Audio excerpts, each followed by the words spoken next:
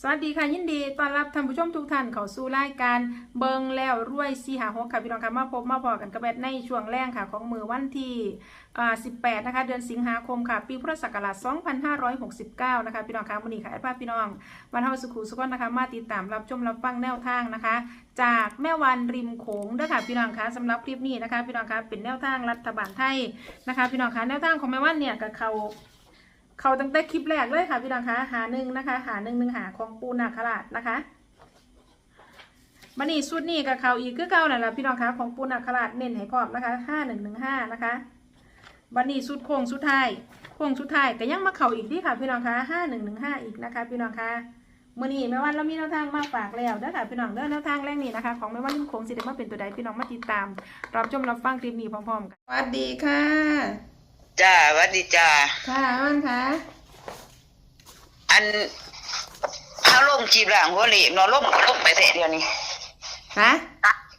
มันล่มมาเสียงได้ยินชัดเจนอยู่วะได้ยินชัดอยู่ได้ค่ะแม่มันอันลงหลังหัวเหล็กเข้าไหวดูค่ะอันมือตั้งเทียนนะมือเลขออกแล้วแม่ตั้งนะเนาะค่ะตั้งในเพิ่นให้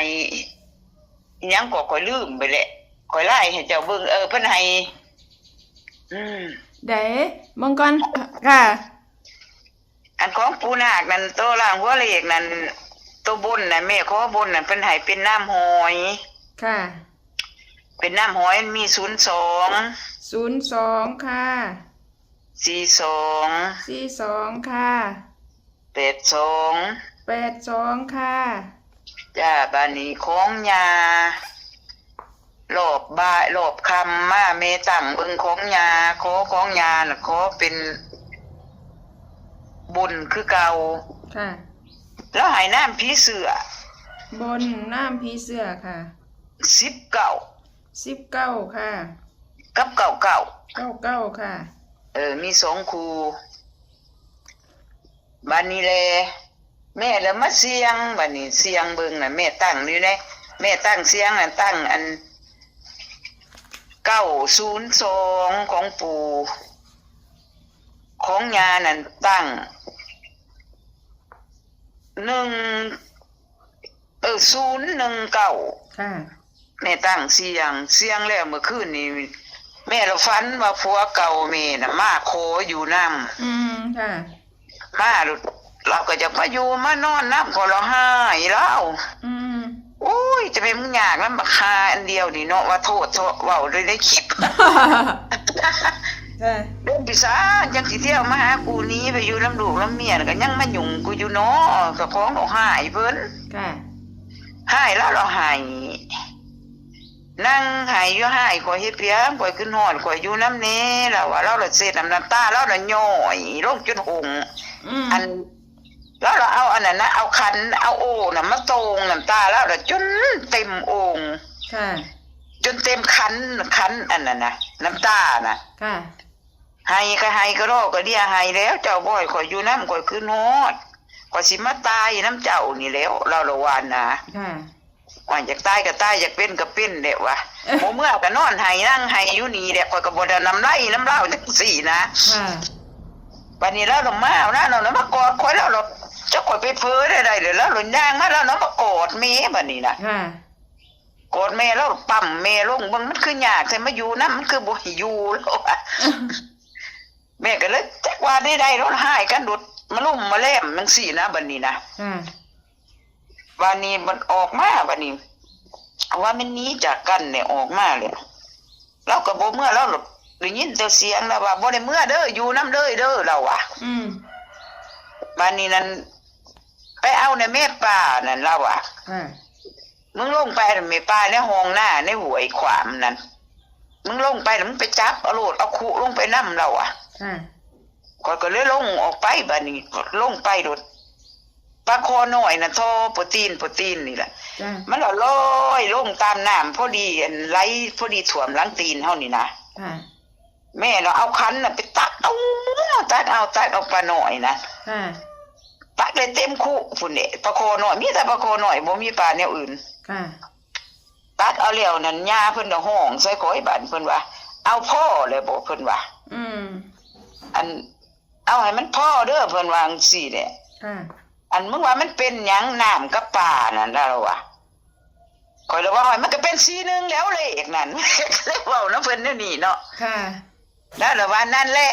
ฮู้แล้วบอกเราว่าจังซี่น่ะมึงเอาให้พ่อเลยงวดนี้แต่กูบอกมึงนะเราอ่ะบอกว่าบ่ให้เอาผัวเราอ่ะเอาบ่เอาได้เขามาอยู่นำช่างเขาคนเก่านะครับมาในฝันน่ะก็ช่างเขาแต่คนมึงจะเอาใหม่กูห้ามมึงนะถ้ามึงไม่อยากไม่เชื่อกูน่ะมึงลองดูเราอ่ะบ่แม่นแสดงว่ามีคนใหม่มามากเลยนี่ก็เว้าถึงว่ามีคนมาถามแม่จังซี่นะในชีวิตจริงเนี่ยในชีวิตจริงนี่มีคนมาถามแม่ก็เจ้าอยากได้แม่จังซี่ก็แม่ก็เลยแต่งกันถามเพิ่นเพิ่นบ่ให้เอาแหละแต่เก่าเพิ่นก็ว่าเพิ่นบ่ให้แม่เอาอยู่แล้วเนาะค่ะอันบัดนี้แม่ก็เลยถามอีกเพราะว่าเขาเจ้าฮักเขาเจ้าแพงนั่นเขาเจ้าก็บ่มีลูกมีเต้าจังซี่นะเพิ่นก็รวยเฮาก็เลยถามเพิ่นอีกว่าสิได้บ่น่ะมาเพิ่นว่าลองดูเพิ่นว่าถ้ามึงไม่เชื่อย่าน่ะ15วันมึงก็จากกันเหมือนเดิมแล้วอ่ะแสดงว่าเพิ่นบ่ให้มีเนาะเพิ่นบ่ให้เอาบ่ให้มีแบบปีก่อนๆที่เขาเจ้ามาหาแม่แหละแล้วข่อยก็ฟื้นว่ารับปากเขาเจ้าว่าสิเอาเขาเจ้าได้ฟื้นรับปากเขาเจ้าได้แล้วก็ได้15 16มื้อคือเพิ่นเว้าแล้วก็ตายแล้วก็มาป่วยตายมันว่ามันเพิ่นว่าลองดูถ้ามึงไม่เชื่อย่าก็ระวังว่ามันสิไปฆ่าชีวิตคนได้นี่เนาะก็บ่เอาแหละก็บ่เอาบ่หยังอะได้แม่ก็เลยว่าบัดนี้เพิ่นว่าล่างนะมันเป็นล่างนะตัวนี้นั่น14 41นี่บ่คะ41เลยเบิ่งดอกรวยนิ่น41เลย41ล่างอย่างเดียวแต่นิ่นในล่างแต่แม่ก็สิกันบนไว้ย่านเพิ่นบางแม่ค่ะกันบนไว้นั่นใส่741ค่ะ941 2คู่941ค่ะกันหรือว่าสิเป็นผู้ชายเอาหา41อีกย่านว่าเพิ่นพอได้หน่อยแล้วเป็นผู้ชายเนาะย่านเพิ่นบางแม่เนาะค่ะมันก็บ่หลายคู่ดอกไปตัดเหรียญเอาค่ะเอาหา41คู่นึงแต่แม่นิ่นเป็นลางค่ะคันเว้าถึงว่าคันล่มในคลิปว่ามันนักเขาก็สิว่าเฮาเป็นคนเด่นการพนันเนาะค่ะแม่นิ่นไว้ก็ลุงบอยน่ะ5,041ตัวเดียวเอาแล้วติดเดี๋ยวนี้นะคุยกับโทรหาเราแล้วว่านี่เพราะว่าไปสิให้เขาเจ้าฮักเอาน้ำตัวเมียถือน้ำเขาเจ้าเลยนะค่ะบัดนี้โต91บัดนี้มันบ่เข้าขันมัน41กับ91นี่ก็19นี่บ่เข้าตัวใดก็ตัวนึงนี่แม่ฟันคนมาอยู่นำแม่ค่ะ19แม่นมันนี่19บ่19นี่เอาตีเป็นบนซะ19นี่019นี่ตีเป็นบน019ค่ะเน้นบ่นี่เน้นบ่นี่แม่วัน19นี่เน้นเน้น019คือกันเน้นบนค่ะ2ตัวเฮาก็เน้น19หลายกว่าตัวอื่นค่ะเพราะว่า41นี่บ่คันแม่นว่าเพิ่นบ่ออกคันพาสินำลาวมื้อนี้ก็นำเบิ่งเด้อค่ะเพราะว่าลาวน่ะเพิ่นว่าเพิ่นบ่ให้เพิ่นเข้าพรรษาปู่กับย่าว่าหวยพังว่าดีนั่นย่าไม่ให้ปู่ไม่ให้มันเข้าพรรษาย่าไม่มีเวลาทำแต่บัดนี้เฮาเอาตัวไทยของเพิ่นนี่ซื้อเอาโลดชุดก่อนมันยังไปออกไทยก่อนค่ะในน้ำมาเห็นบ่ชุดก่อนนี่มันออกมันออกทั้ง11ทั้ง16ตัวบ่แม่นบ่ออกทั้ง11ทั้ง10ก็ทั้งเก่านึงอันนี้ใส่ซ้ำนี่เด้อได้ค่ะแม่วันค่ะเอาลงไว้ยันมันลืมปัดพุ่นละวัดประธานน้องกันบ่ตายไปแน่จ้าค่ะโอเคค่ะฮะซ้ำนี่ล่ะมีสายเข้าโอเคค่ะแม่วันค่ะขอบคุณหลายๆค่ะสวัสดีค่ะจ้าสงสัย FC ทั้งอุบลอยู่จ้าค่ะสรุปแนวทางท้ายคลิปนี้ค่ะพี่น้องคะแนวทางจากแม่วันริมโขงเด้อค่ะพี่น้องคะรัฐบาลไทยเนาะค่ะเนาะเอาแนวทางของแม่วันริมโขงนะคะพี่น้องคะมื้อนี้นะคะปูนาคราชนะคะน้ำหอยนะคะ902024282นะคะของยานาคราชน้ำผีเสื้อนะคะ0191999นะคะเน้นมื้อนี้ของยานาคราชนะคะ019กับ019กับ19นะคะพี่น้องคะส่วนความฝันของแม่วัน417419415441เน้น41นะคะพี่น้องคะวันนี้พี่น้องมาเบิ่งแนวทางของแม่วันเนาะค่ะเนาะแนวทางของแม่วันเนี่ยเข่าหา115เด้อพี่น้องเด้อสุดนี้ของปูนาคราชนะคะกับเข่านะคะพี่น้องคะบัดนี้สุดโค้งสุดท้ายกับเข่านะคะพี่น้องคะ พี่น้องอย่าลืมนะคะแคปหน้าจอเอาไว้พร้อมค่ะพี่น้องคะแคปหน้าจอค่ะ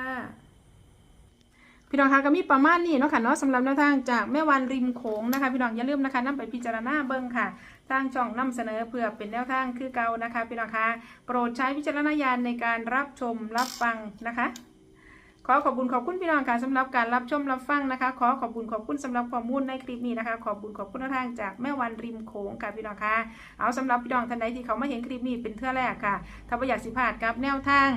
เด็ดๆแบบนี้นะคะเขามาแล้วก็อย่าลืมเด้อค่ะพี่น้องคะฝากกดติดตามนะคะกดไลค์กดแชร์นะคะเพื่อเป็นกำลังใจให้กับทางรายการนี้นะคะพี่น้องคะที่จะได้หาแนวทางใหม่ๆนำแนวทางใหม่ๆมาฝากมาตอนพี่น้องมาเท่าสุขุสุขคนนะคะสำหรับคลิปนี้ค่ะพี่น้องคะแนวทางของแม่วันริมโขงมื้อนี้มีเพียงสำนีนะคะกสิได้ขอตัวลาพี่น้องมาเท่าสุขุสุขคนไปก่อนนะคะเอาไว้พอกันไหมก็ไปได้คลิปหน้าค่ะพี่น้องคะสำหรับคลิปนี้สวัสดี